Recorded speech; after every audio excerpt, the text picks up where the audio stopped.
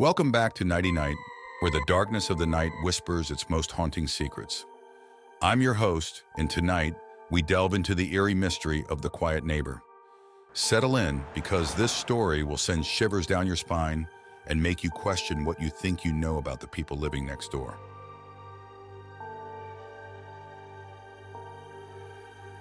It all started when Alex moved into a quaint suburban neighborhood.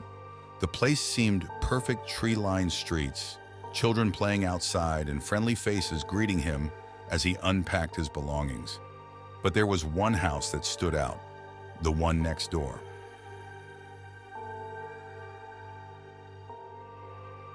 It was an old, slightly dilapidated house with overgrown weeds and a rusty mailbox. Alex noticed that nobody ever seemed to go in or out. Curious, he asked the other neighbors about it. They all had the same response. "Oh, that's just Mr. Dawson's place. He keeps to himself." Days turned into weeks, and Alex couldn't shake off the strange feeling he had about the house. Late at night, he would hear faint noises, like whispers carried by the wind, and sometimes the sound of furniture moving. One evening, as Alex was taking out the trash, he caught a glimpse of a figure in the upstairs window, staring down at him. It was gone in a flash, leaving Alex's heart pounding. Determined to find out more, Alex began to observe the house more closely.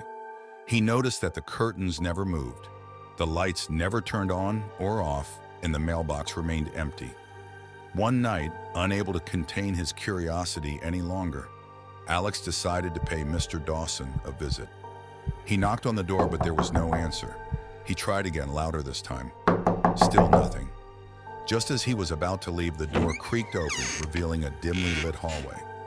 Hesitant but driven by curiosity, Alex stepped inside. The air was musty, and the house felt cold. As he walked further in, he noticed the walls were covered with old photographs, all of Mr. Dawson at different ages, but always alone.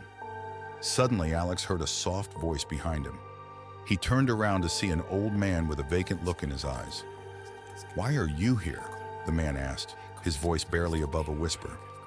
Alex stammered an apology, explaining that he was just curious. Mr. Dawson's expression softened slightly. "Curiosity can be dangerous," he said. "This house holds many secrets." Before Alex could ask more, Mr. Dawson abruptly turned and walked deeper into the house. Alex followed him, passing rooms filled with antique furniture and dusty trinkets. They stopped in front of a closed door. "What's in there?"